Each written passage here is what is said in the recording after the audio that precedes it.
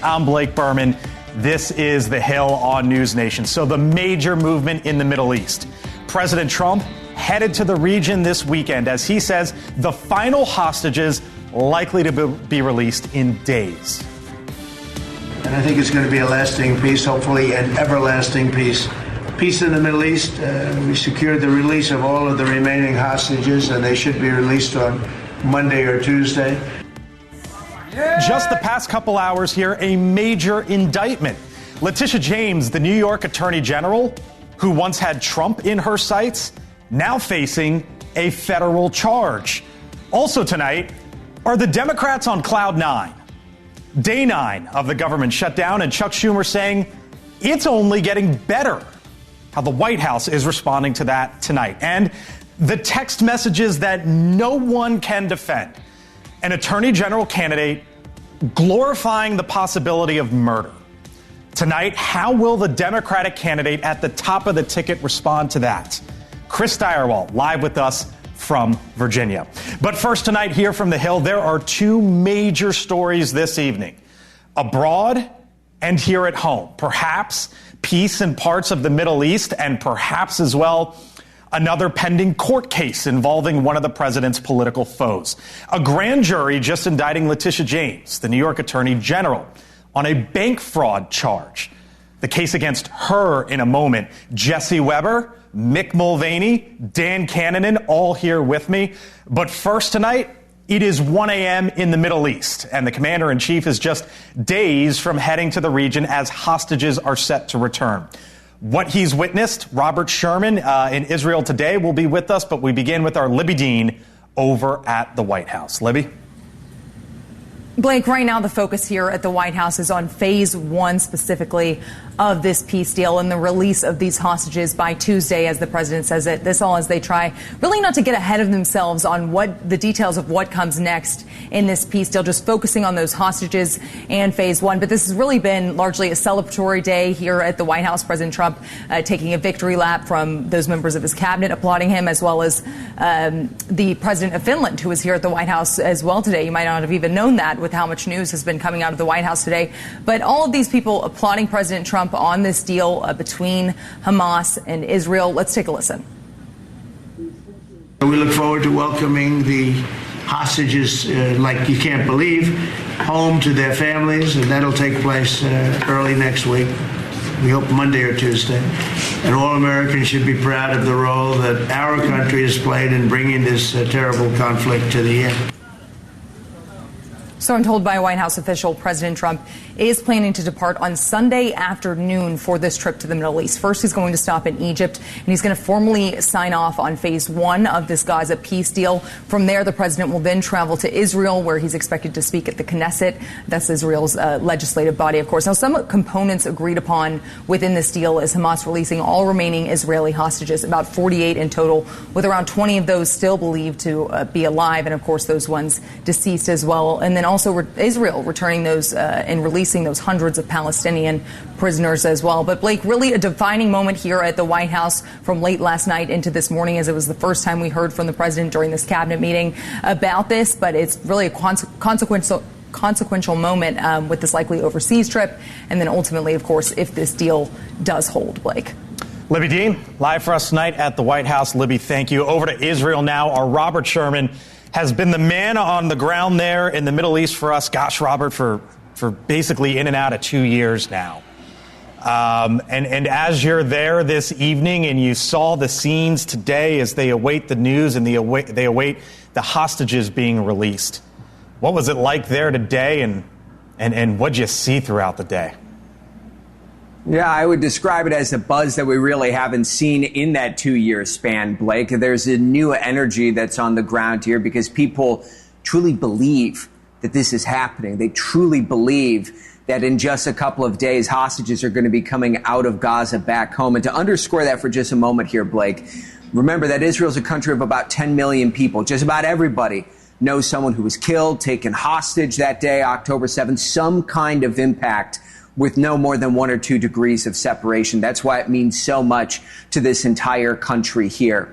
You look at the names and faces of those 20 hostages, everyone here in this country has memorized this list and is waiting for the moment that they come back. Some of these hostages who you see on your screen here, you can pick out their faces, whether that's Guy Gilboa Dalal, who is a lover of anime and has a dream of one day going to Japan. His brother, who we spoke with many times, wants to go to Japan with him. Alon Ohel, whose mother dreams of hearing his whistle whenever he comes home again. Now she thinks that maybe that whistle will be heard in her home once again. We know that there are top diplomats for the U.S. here in Israel right now. Special Envoy Steve Witkoff, the president's son-in-law Jared Kushner, trusted negotiators throughout this whole process, meeting with the Israelis. I would say this, Blake, there is one cloud of uncertainty still in the air here in Israel, and Libby alluded to it.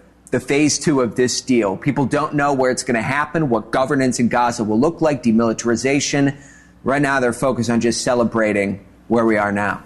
Blake. Yeah, indeed, you can only imagine as well what it's like there. Our Robert Sherman, live for us tonight in the Middle East once again. Robert, thank you.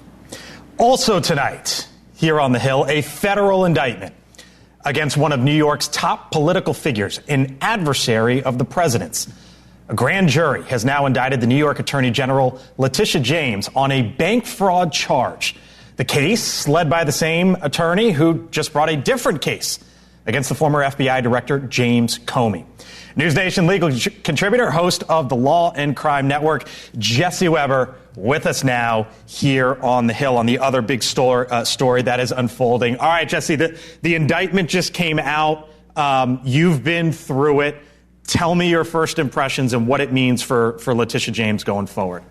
Well, it is pretty bare bones. It's 2 federal charges, bank fraud and false statements. There's not a ton of evidence there to know what's backing up the government's argument. But what essentially they're doing, and I have to say it is kind of interesting considering Letitia James had brought her own fraud case against the president, is she is basically being accused of, in connection with buying a property in Virginia, that she made false statements, false representations to get that property, that she said it was going to be her residence when it really wasn't, that it was a rental property, that she got lower interest rates, that she got seller credits, that she obtained almost a $20,000 windfall. Now, if this is the same property and the same story that has been in the news for the past several months, there is a question of whether or not she was actually knowingly made a false statement. If this is about the property that she rented for her niece, there is evidence that has been put forward in reporting that she had told the mortgage companies, this is not going to be my primary residence. This is going to be for my niece. So we're in the early stages of this. This is the beginning part. She will be arraigned. We will see which way this goes. But I have to tell you, Blake,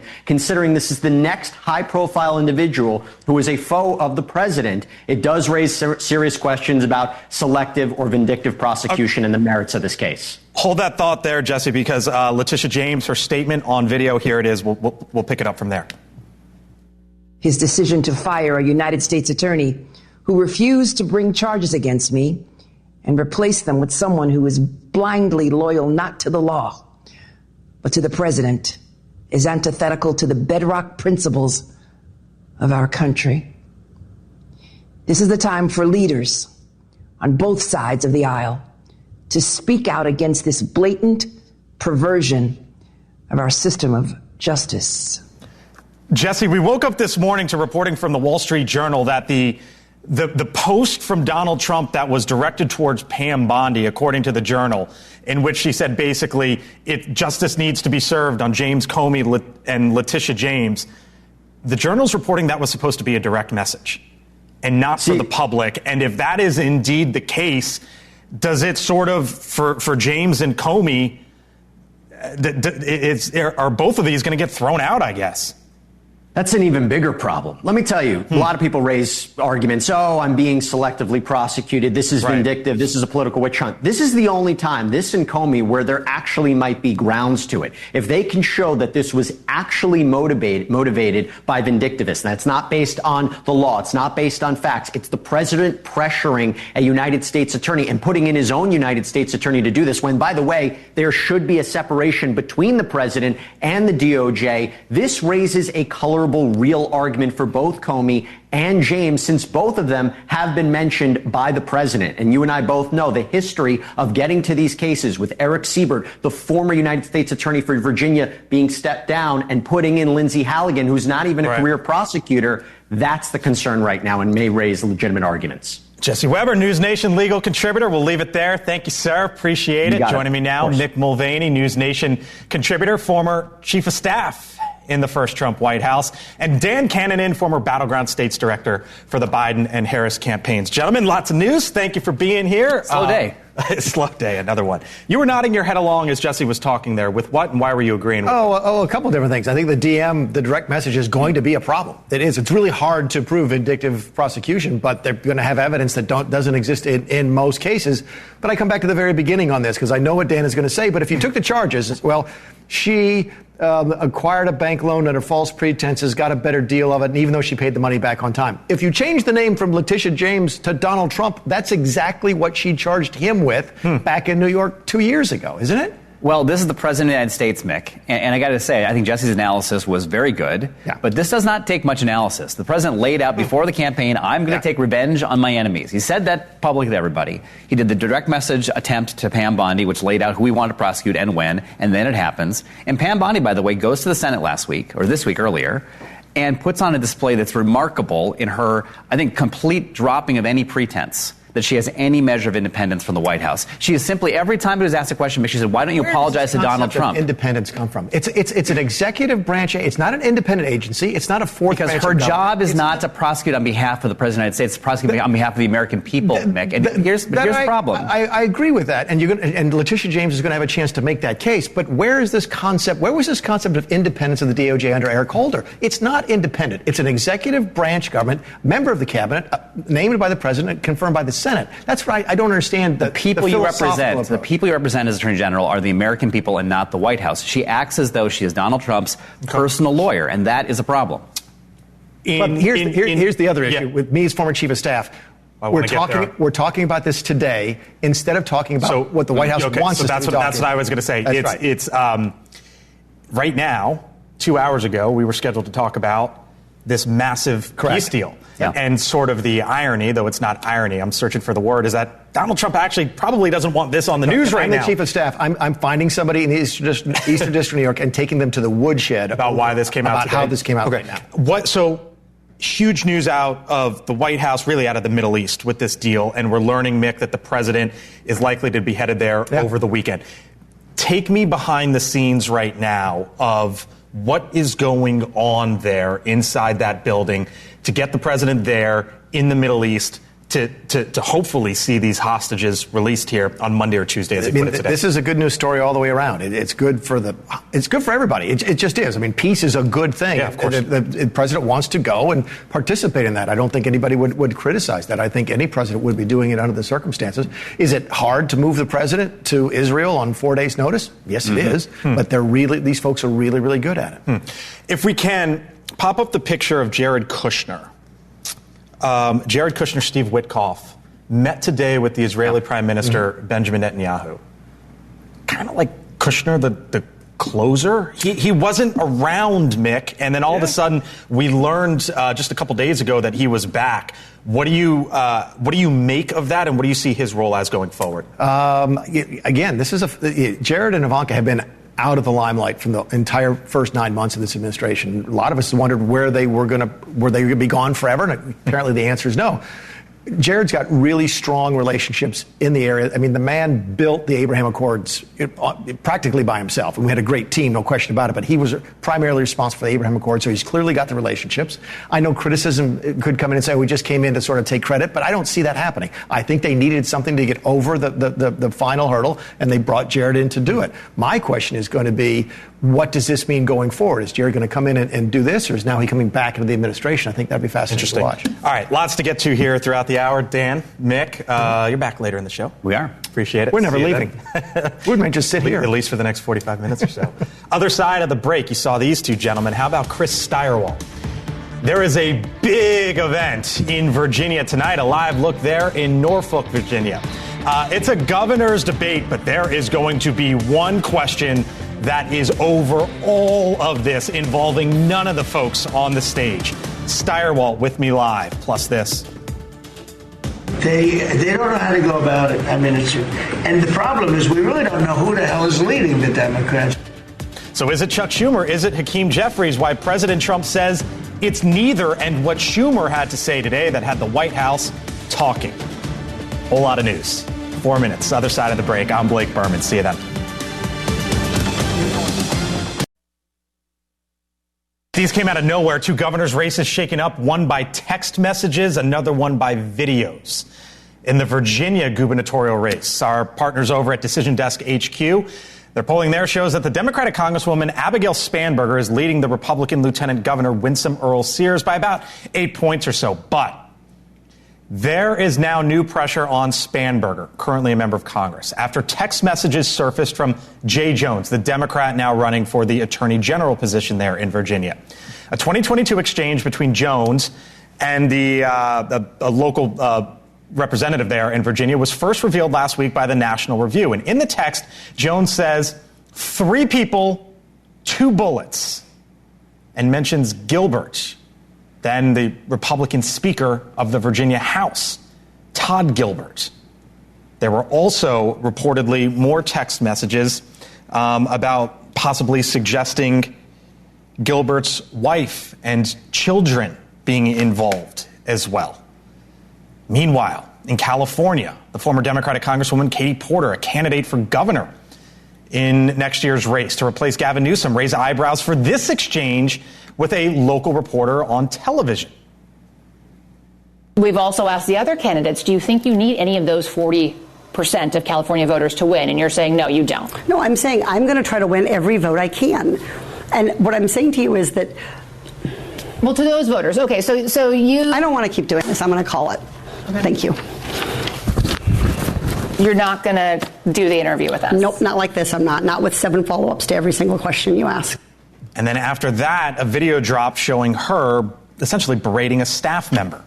With me now, Chris Direwalt, host of the Hill Sunday, senior fellow at the American Enterprise Institute, live there, Norfolk, Virginia. The only gubernatorial debate between Earl Sears and Spanberger will be broadcast live tonight by Nexstar's Virginia television stations. Nexstar, you know, owner of NewsNation. Chris, you cannot defend the indefensible. Not you, Abigail Spanberger, or anyone really with these texts. Watch me try. You don't know what I'll do, Blake. No. You won't, nor would I ask you. But you know that Spanberger is going to be asked this about these text messages, which were reprehensible. And among the many questions is, what does she do with it tonight? How does she respond? So Jay Jones has made the effort to make like a hole in the water and just disappear. He did one interview with our affiliates down here in the immediate aftermath. We're going to actually talk to the reporter who has the only interview with Jay Jones during our streaming coverage of the debate. So tune in. But the reality is Jones is trying to just go away. Winsome Earl Sears' job tonight is to make that impossible for Abigail Spanberger and to say as often and as pointedly as possible, why will you tolerate this? Because what Spanberger has done is unreservedly denounce, say is totally unacceptable, that she has spared no adjective or invective in talking about what she thinks about those things. But what she hasn't said is that he should drop out. Yeah. And Jones is hoping that he'll win anyway because the Democrats are going to have a good year in Virginia, and he figures he might just get swept along with it. And plus, the names are already on the ballot. Ballot's already printed. Early voting's been underway. So maybe he figures he can get by with it. And Winsome Earl Sears' job tonight is to make sure that Abigail Spanberger is as uncomfortable as possible about that. I said former member of Congress Spanberger is, just for the record. And then over in California, there's this really viral moment with Katie Porter. She's right now the top Democrat there in the race. And then shortly afterwards, Chris, there's this, well, at least according to the polls, right? And then shortly after, here's the fascinating thing, or one of them, there's this report and this video that comes out which shows her just going after, one of her staffers, a moment I'm sure that she would like to have back. That's not coincidental. You and I both know it. And the question is how, if at all, it's shaken up the race out there in California. Well, Katie Porter failed dramatically in her senatorial bid in California. Yeah. And after she dramatically failed in her senatorial bid, she refused to accept the results of the election and was widely condemned by Democrats. Katie Porter, she has name recognition, so she was, yes, I'm sure in polls where everybody was getting 12%, you know, she was getting 13% or whatever, that's fine. But this race really hasn't been underway. Rick Caruso, who ran for Los Angeles mayor, the developer, he's one to watch. There's a lot of people to watch in this race. I don't think it was ever really going to be Katie Porter, but this confirms a lot of what Californians have thought about her all along. Have fun down there in Virginia, my man. We'll see you back here tomorrow. Thank you, Chris. All right, still much more ahead tonight here on the Hill. Day 9 of the government shutdown. But did you happen to hear what Chuck Schumer said about the stalemate, the quote, and the criticism when we return?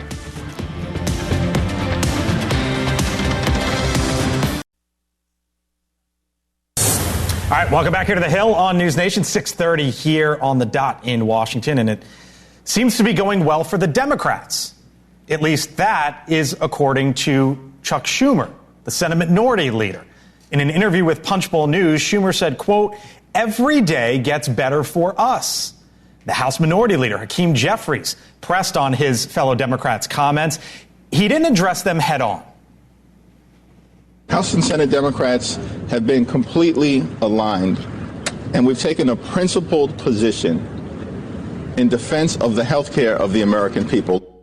Now, in his cabinet meeting today, President Trump responding by saying Schumer's comments amount to a confession, and he had this prediction about Schumer's political future. Chuck Schumer proclaimed this morning that every day gets better for them. No, every day it's actually getting worse for them. So this is a confession that he's acting not to serve the people, but to serve the partisan interests of his party. Here's that soundbite now from the president on what he believes Schumer is heading into here in the upcoming months. AOC said that they can come to her office and negotiate, the Republicans, and we're saying, oh, I didn't know she was in leadership. But she's taking Hakeem Jeffries' place, and Schumer's afraid that she's going to run against him. I think Schumer's going to retire because he can't beat anybody. His polls are so bad. All that as the Senate took another vote. Same story, no deal in sight. Here's what we're going to do. You know we do this often here. Both sides of the aisle. Day 9 of the shutdown, big story. Congressman Ralph Norman, a Republican from South Carolina, just hooked up in his car there for us, Congressman. I'll get to you in a second. But first, to Brad Schneider. He is a member of the House Ways and Means Committee, a Democrat from Illinois. Congressman Schneider, thanks for being with us. Did Chuck Schumer say the quiet part out loud there in that here's interview? What I know. Here's what I know. The Democrats are standing firm, making sure that we fight for Americans' health care. We want to lower the cost of living for American families and make sure Americans have health care they can afford and have access to. That's what we're standing strong for. And what I do know is that every day more and more Republicans are calling out and saying we need to find common ground with the Democrats to move forward. We've been ready. We've been ready for the last 9 months to find a way to work and negotiate with Republicans who have refused to sit down at the table, to negotiate in good faith, to live up to any agreements that they've made. We want to move forward. We want to find a path forward. We were in Washington this week. The Republicans were nowhere to be found. So I understand. Go ahead. Yeah, no, so I guess it's just, should I take Chuck Schumer at his word or not? Right? That every day this goes on, it gets better for the Democratic position. There's no question. Every day this goes on, it gets worse for the American people. Shutdowns are always bad. And so the president shutting down the government, this president deciding to punish blue states, Democratic programs, making this a partisan issue. It shouldn't be a partisan issue. Democrats and Republicans should come together and find a common ground, common solutions to move the country forward, open the government, and work together for the benefit of the American people. That's what I chair the New Democrat Coalition. We're 116 of the moderate Democrats, the core of our party, who say, let's get this done. But we need Republicans who will negotiate in good faith and work with us. And they're nowhere to be found. They weren't in Washington this week, and we don't know if they'll be in Washington next week. What's your sense of when this ends? This ends when the Republicans are willing to negotiate in good faith. No, but like a date. The The average person, I hear from the Democrats, they say this. The Republicans are going to give me the other talking points on the other side. I guess just the average person wants to know, when is this over? I do too. My first year in Congress in 2013, the Republicans shut down the government. It took 16 days to get it open again. Nothing was gained. We could open the government tomorrow if Mike Johnson would talk to Hakeem Jeffries, if Thune and Schumer, Johnson and Jeffries sat down, found that common ground, worked to give health care to the American people. If Congress doesn't act, Americans who rely on the Affordable Care Act for their health insurance are going to see their premiums double and in some cases triple. More than 22 million people, more people than live in the 6 largest cities in this country combined. That's what we're fighting for. Okay. Brad Schneider, Democrat, Illinois. Thank you, sir. I told you we'd get to both sides of the aisle here. You're welcome. Congressman Ralph Norman, Republican, South Carolina, in his car passenger seat, I might add, so the hands don't need to be on 10 and 2. Congressman, thanks for being with us tonight on the Hill. I want to play for you what President Trump, you're a Republican in a deep red state. I want to play for you what President Trump said today about the possibility of rolling back programs that Democrats support. Watch. It gets a little bit worse as it goes along, and we'll be making cuts that will be permanent. And we're only going to cut Democrat programs. I hate to tell you. I guess that makes sense. But we're only cutting Democrat programs. Do you want programs cut that specifically the president views, or at least your side of the aisle views, are programs for Democrats? Well, the president's exactly right. I mean, what the programs that are being cut are bad for the country. What Brad didn't tell you, instead of a CR, which they have signed 13 times under Biden, it's $1.5 trillion in new spending. And it credits people who are making $500,000. They can get Medicaid, Medicare, and illegals can get a paycheck from the government. That's opposite what the American people want. So, and secondly, they don't realize who they're dealing with in Donald Trump. They realize it's not getting better for them. They're cutting off military pay. They're cutting off those who are working in the federal government now doing their job. They're cutting out policemen. They're cutting out essential workers that are not getting a paycheck today. And on the 15th, the military will not get a paycheck. Look, so what Brad's not telling you is just incorrect.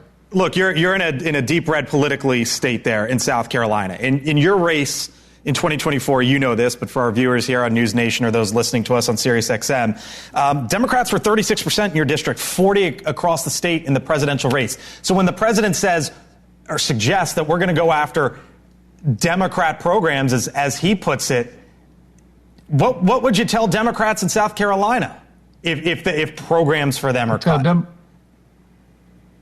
I tell the Democrats in South Carolina, or really any other state, the Democratic programs are having illegals coming in this country to the tune of 20 million illegals. I would tell them that it's having illegals get a check from the federal government. I would tell them that the new spending is putting this country further in debt, and we can't sustain it. It's on borrowed money. So the Democrats have lost control. The 77 million people that voted for Donald Trump, it's going to increase as we go forward with conservative candidates who do what we say. The Democrats are playing games and trying to play a game that is not going to work out well for them. They're disconnected. Chuck Schumer is scared to death about having an opponent in AOC. He's putting himself above the country. Does President Trump need to pick up the phone, call Mike Johnson and say, Mike, cut a deal, let's get it done? Is that how this gets done? Absolutely not. The only deal that gets done is when they come back, they get the 60 votes in the Senate, vote on the continuing resolution, and then the government will open back up. Look, we're united. We had a call today at 11 o'clock, and the Republicans are not budging. It's wrong to give in to a Democrat Party that's lost its way. And so we can sit home as much as we want, and it's up to Chuck Schumer and the Democrats to get on with the continuing resolution, which, again, they voted on under Joe Biden. All right, so you heard from both sides. Ralph Norman, live there with us tonight in South Carolina. Thank you, sir. Brad Schneider with us just before the congressman.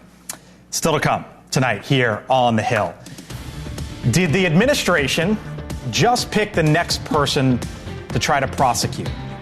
Why the grand jury is now indicting the Attorney General of New York, and it comes on a huge moment for the President of the United States. elsewhere around the world as the world awaits the news out of Israel.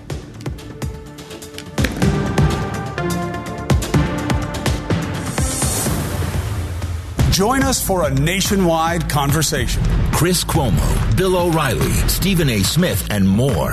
Cuomo, live from the Kennedy Center, the NewsNation Town Hall, Wednesday, 8, 7 Central on NewsNation.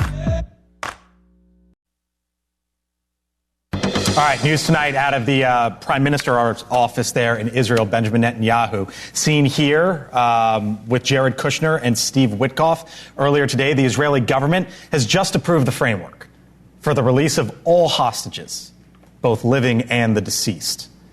Now, what dominated the first half of President Trump's cabinet meeting earlier today was the impending peace deal between Israel and Hamas, brokered by the Trump administration with plenty of touting, as you might imagine, and rightfully so, to go around.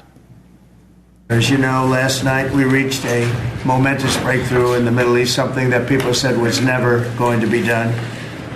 We ended the war in Gaza and really, on a much bigger basis, created peace.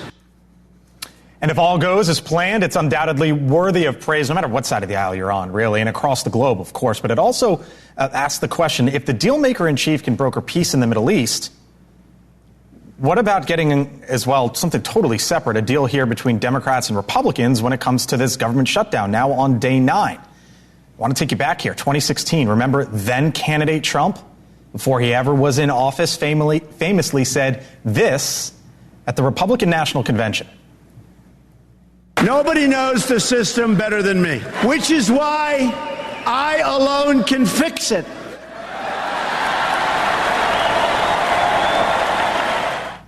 Famous line then, something to consider now. Full panel here with me now. Mick Mulvaney back with me once again, NewsNation political contributor, former chief of staff in the first Trump White House. T.W. Origi, vice president, Push Digital Group. Yemisi Egbawali is a Democratic strategist. And Dan Cannon, former Battleground States Director for the Biden and Harris campaigns. Hello to you all. Hello. Thanks for being here. Long time no see, Berman. So Trump said that back then. Long time no see. Only I can fix it. When it comes to the Middle East, Abraham Accords first term, Yemisi on the verge of this peace deal in the second term. Is that the case? Yeah, I find it interesting, all of the hurrah for the president on what he's doing overseas. It's like, yes, while we can come to some great bipartisan consensus that he has done something incredible, I just don't understand how you can't get a bunch of stubborn old congressmen to come to some kind of agreement, but you can get a terrorist organization and Bibi to come to the table. To me, I think it undermines a lot of his work when people here at home still don't get along and we can't even get Democrats and Republicans to talk to each other and see a counterproposal. Couldn't get solved in the Biden administration, got solved here. Yeah. Well, so he the one to get it done? I wouldn't say solved. We've had a ceasefire before that lasted not very long, and we'll see what happens with this. But I think we all would hope this works. And I'm rooting for the president to get this done. I'm rooting for this to come to a resolution that can move forward. That would be wonderful. But to Yemisi's point, polling I've seen recently in a briefing just last week, the American people care about two things right now, two big problems. Prices are too high, and there's too much gridlock and not enough stuff getting done on a bipartisan basis. To your point about, what could Trump do in this moment with Congress, he does control what Congress does on the Republican side. They follow his lead on absolutely everything. If he came to the table and said, look, most of my voters are getting Obamacare subsidies or on Medicare and Medicaid. Those are now Trump voters based on the last election and the data there. If he could come to the table and say, I got the tax cuts done, but I also want to lower costs for those folks and bridge a gap, he would get credit. Republicans would get credit. He could make this a better situation. If he's the one who can fix it, does he need to pick up the phone and say, guys, this is it, get it done? I think what's really special about Donald Trump's ability to negotiate is he understands what motivates people and the pressure points they have. We saw that in the Middle East. Things he said, actions he took that may not have been popular with the Council on Foreign Relations crowd, actually pushed regional partners to the table, pushed Netanyahu to the table, and pushed Hamas to the table. What you're seeing right now is continual pressure on Democrats and what motivates them. He's talking about layoffs. He's talking about dragging the shutdown out but paying troops. And he's also pressuring Republicans. He's saying he's open to talking about health care. He kind of went off script in the Oval Office meeting, according to many reports, in talking about that. He's trying to find the pressure points to get to the end goal, which is opening government. I always laugh when Democrats say that the key to compromise is to agree with them. That's what Trump says. So true. So true. Aisle, Mick. So true. If Trump would only do what the Democrats want him to do, we could get a deal done. Look, maybe it's just more difficult to deal with the Senate than it is with the Middle East. I have no idea. Look, the clean CRs have always won. All the points you are making, we made when we were trying to shut the government down for Obamacare and for border security. And you were right then, and we're right now. The clean CR always wins. Everybody who tries to use a government shutdown as leverage ends up giving in at the end. It doesn't mean you lose, okay, because you might win the moral high ground. You might win the argument. You guys might win the argument on health care, on making it a big issue going into the midterms, right? But you're not going to do it by cutting a deal using this. But there's a bigger narrative here, Mick. The big beautiful bill and the entire pressure to get that thing done, which is a hard thing to get done and a deeply unpopular bill. But it happened because you guys consistently said with the American people, what you guys said every night in this show and other shows is there's a cliff coming. And it's this big tax hike if we don't extend these temporary tax credits, right? There's a cliff coming on health care. And this month when people go shop for their exchanges, they're seeing right now bills going up by 100%. That's a real thing. Using that theory, then you would have been okay with us shutting the government down in order to extend the Trump tax cuts. I would not have been. What I would have preferred, and what I think Trump should have done, and what he could still do, is negotiate a deal with both parties to do something for the American people and lower costs, but he's not interested in doing that. We should do it with an open government. Meantime, the other big story that happened this afternoon, the federal indictment, 2 charges. A Trump-appointed prosecutor presenting evidence to a grand jury successfully seeking an indictment of Letitia James on charges of mortgage fraud. James, of course, the attorney, the New York Attorney General, who won a civil lawsuit against Trump and his company for financial fraud, in which Trump and his adult sons were ordered to pay more than $450 million at the time. Of course, then a judge basically reversed that. Here was James just a little while ago. This is nothing more than a continuation of the president's desperate weaponization of our justice system. He is forcing federal law enforcement agencies to do his bidding, all because I did my job as the New York State Attorney General. You good with this? Well, look, I'm not like super well read on the case and the details of it. Obviously, if she committed a crime, she should be held responsible. But I think it is rich for somebody who ran on getting Trump and bring an absolutely bogus lawsuit against him and his sons as a politically motivated case. I think it's funny. Now the shoe's on the other foot. Now she's crying foul. I think she was doing her job. I don't think it was politically motivated. I think now the president is doing this as a political motivation. I'm not surprised. He has somebody like Pam Bondi who moves completely partisan and falls in line completely with the president. So this is just not surprising that Letitia James is being subject to this. It's unfortunate that people who do their jobs are subjected to this by the president. There's some big differences. Donald Trump and his Justice Department fired a career prosecutor who said, I cannot bring these charges forward in good conscience. He's made it very clear in the public venue that he wants to go after Tish James and other enemies and asked Pam Bondi to go indict them.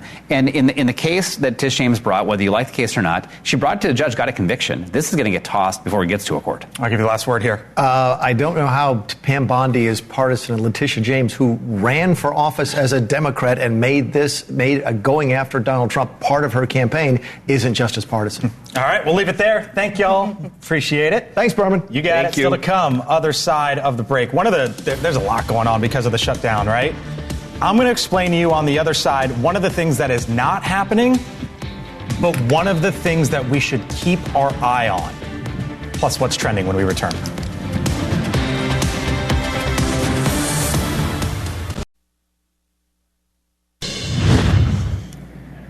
Here's some of what's trending right now on thehill.com. How about this? Pope Leo in the news calls for a defense of journalism. All right, he says that must be protected. One of the many headlines coming out of Chicago as we continue to follow the developments there. Top DHS official defends ICE officer who shot pastor with pepper ball.